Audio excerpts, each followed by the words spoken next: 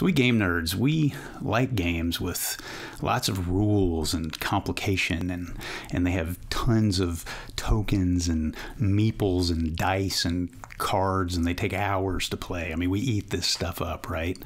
But our friends and family, they may not be as into the hobby as we are. And so that's when we need to take out some of those games that are a little shorter to play, a little quicker to pick up. The rules come in more bite-sized chunks, just to have some fun with our friends and family. And so what we're going to talk about is some of my favorite shorter play games this week on Short Rest Studios.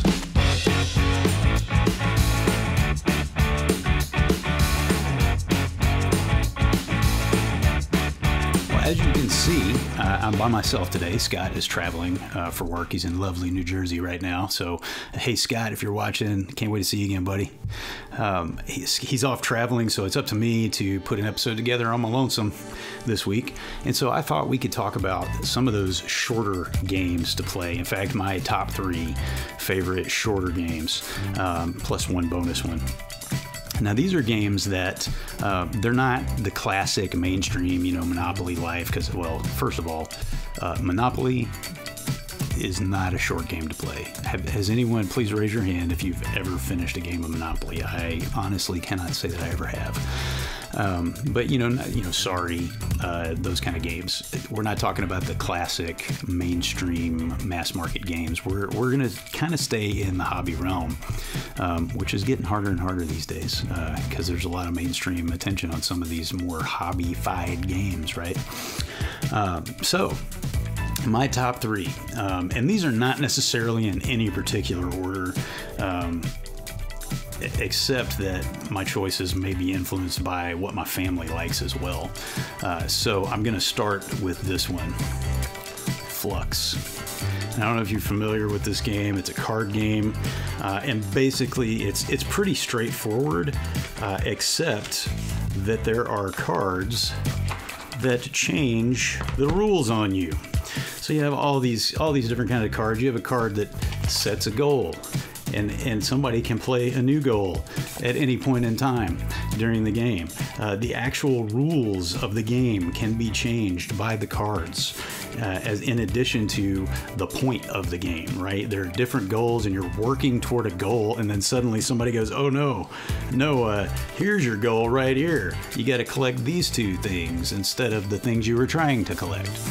And that's kind of how Flux works. I guess that's why it's called Flux, because it's always changing. And I put this 3rd because I love this game. I think it is so much fun. You have to be in the right mindset, and I can totally get why there are some people who it may not appeal to because it is constantly changing. For instance, the reason it's number 3 is because my family does not like it. My youngest daughter hasn't played it with us, but my wife and my oldest daughter have played it, and they don't like it. They can't stand that the rules keep changing, and I love it. And again, you have to be in the right mindset for it, right? If you're looking for something really straightforward, it may not be the game for you. But I love it. I love the fact that it just keeps you on your toes all the time. So that's my number 3. So number 2, I'm going to reach right over here and grab number 2. Forbidden Island. If you guys are familiar with this game, it's been out for a while. A lot of people don't like the fact that it comes in a tin. I think it's kind of fun, but I also get that it does make it a little bit difficult to store it with the rest of your games, right? So Forbidden Island really is an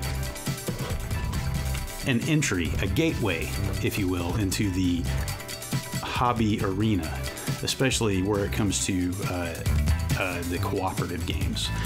It's a really fun game. You play together. It's cooperative, and basically the idea is you have these tiles and you build a map with those, somewhat like you would do with Catan or something like that. You build your map based on rules that the game sets out. And as you go along, you're moving around trying to collect these trophies. And as you go along, the water level keeps rising and different tiles different areas of the map will sink. And if you're not fast enough to shore those up, they go away. And if anybody is on one of those when it completely sinks, when it goes away, the game is over because you have to all complete the game. And so basically you're trying to collect these trophies and get off the island. In order to do that, you have to collect a certain number of cards, then you can go to the specific locations where those trophies are, and then everybody has to get to the helipad. Fool's Landing it's called. So everybody has to get there, and you get off the island and you win the game. It's hard sometimes. Like it's kind of challenging, and it is very much you're talking through what you're going to do. And so that's the drawback to these type of games, to the cooperative games in general, is that sometimes if you're playing with the wrong people, they can become very one-sided. People can get a little pushy and try to force you to do what they think you ought to do. And we try not to play that way, but in all honesty, I have a daughter who's a few years younger than my oldest daughter, and my wife and my oldest daughter and I, a lot of times we do tend to kind of take the reins and try to convince her to do things, and I'm trying to lighten up. Because we started playing it together when she was pretty young, and so it made sense then, but we gotta try to lighten up and kind of let her make her own decisions in and out. But my family actually really loves this game, and I think of the three that I'm gonna mention, or the four that I'm gonna mention, that's probably the one that my family likes the most. Number one is one that we really just started playing more recently, and it has been out for a while, but we just started playing it more recently, and I will tell you that my youngest daughter and I love this game. It is so much fun, and it is so easy to learn, and it's really popular, so it kind of pushes the envelope of a hobby versus mainstream game. But here it is, the ever popular Exploding Kittens. For those of you who are not familiar with Exploding Kittens, it's a very, very simple game. The rules are really straightforward. You get a hand of cards in the beginning, and you get a deck to draw from, and you can play cards from your hand, and then at the end of every turn you have to draw a card. Okay, and there's no maximum or minimum limit on your hand size, so you can just hoard cards all night if you want to. And you get to get these different kinds of cards that, shuffle the deck, okay? Shuffle the deck, or you get these cat cards like the hairy potato cat. And you have to get a pair of these and play them as a pair in order to use them. You have the defuse card, which is going to come in handy later on. And you have just some different, like a skip. It's very similar to Uno in some respects, but it's really straightforward. I mean, the cards tell you exactly what they do. Sometimes they allow you to steal cards from other players. Sometimes they allow a player to allow you to take a card from another player, but they get to pick which card you take. And it's pretty fast paced, but here's the thing. So this is the namesake of the game right here, the Exploding Kitten card. So you're running along, you're playing, you're hoarding your cards, and then suddenly you go to draw at the end of your turn and you pull out that Exploding Kitten. Well, if you can't defuse that Exploding Kitten with one of these defuse cards, then you're dead. You're out of the game. And that's where the fun comes in. You get one defuse card at the beginning of the game, and once you use it, here's hoping you draw another one. But it is actually a lot of fun, and it's very, there is a strategy to it, but it's a pretty straightforward strategy, and I think, it's recommended for ages 7 and up, and I think that,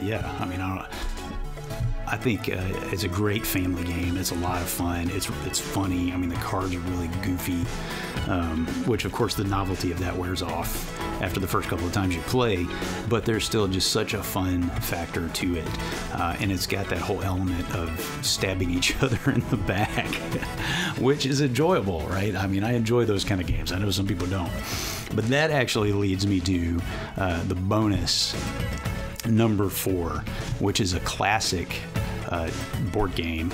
It's not really a board game, it's actually a card game. There's a version of it, the deluxe version, that has a board that's really just there to track your level. So number 4, the bonus is Munchkin. And this, again, is a classic game which many of you have played and are familiar with, I'm sure. But the best thing about this game is just stabbing your friends in the back. It is ostensibly a role-playing game without the role-playing. You go into a dungeon, you're going to kill some monsters, you're going to take some treasure, you're going to level up, and the board is there really just to help you track your levels. You're going to level up, and it sounds really simple and straightforward, but your friends can help you. They can actually play cards to help you to defeat monsters. They can also play cards to stab you in the back and hurt you, to help the monsters and that kind of thing. It's really a lot of fun if you're playing with the right people. There's some people who don't like the whole stabbing each other in the back thing, and I get that. But I mean, I guess I get it. I don't know. I think it's fun. But Munchkin, and of course Munchkin is another one of those that it's really humorous. It leans into the just really silly, cheesy humor. I mean, you've got tons of monster baddies to fight. Some, you know, like the undead horse, or the houseplant.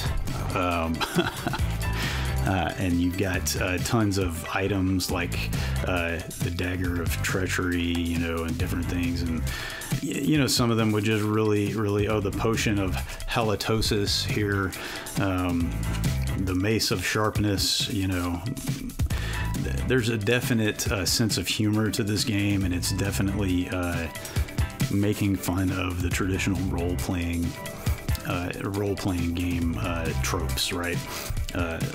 Here's a level 18 Squidzilla. That's one of the monsters you have to fight. And so the idea with Munchkin is that you are at a certain level and you fight monsters, and your level basically is your combat ability. You know, so you fight, if you're a level 7 character and you fight a level 18 monster, well, you have to have some modifiers, like some different items, some different cards that you can play that will give you modifiers so that you can beat that monster. And that's where it comes in handy to have friends who will help you. But then, of course, if you're getting close to level 10 and your friends aren't, they may play something like that will help the monster to defeat you, to be stronger than you. They can do things like add another monster to the room and things like that. I mean, it is really a lot of fun, and you really have to lean into the stabbing each other in the back, because that's what makes it fun, in my opinion. Honestly, I think that's the whole point of the game. So, but it's very silly. It's a little cheeky, and sometimes, you know, you may feel that the humor might be slightly inappropriate, depending on who you're playing with. So just keep that in mind. It's not, you know, I wouldn't call it a NSFW, but it may be a little bit inappropriate sometimes. So keep that in mind. But really and truly, this is one of my favorite games. I love this game. It is so much fun. I would recommend any of these games to you. And in fact, I'm going to put those on our shop page, and you can buy those through our Amazon associate links, and we get a little kickback from that. So really appreciate it if you do that. But any of those games, and you know, especially around the holidays and things, they will go on sale. So you know, pick some of those up for your family. If you're a family, I definitely want to recommend Exploding Kittens, Forbidden Island. If you've got kids and you want to play a game like this together, check them out. They're a lot of fun. And Munchkin, man, I love that game. So all that said, thank you for joining me this week for another episode of Short Rest Studios. We're praying Scott gets home safely. No reason to think he won't. But I can't wait to see him again. And next week, we're going to do another episode together. But in the meantime, you know, if you like this kind of content, if you want to hear more game reviews, if you want to hear more lists of games that we like, of different things that we like, subscribe, like this video. Tell us in the comments. Tell us what you like. Tell us what you want to hear. Because we're here to talk to you, to spend time with you, and to help you have fun in the gaming community. So just let us know. Let us know what we can do.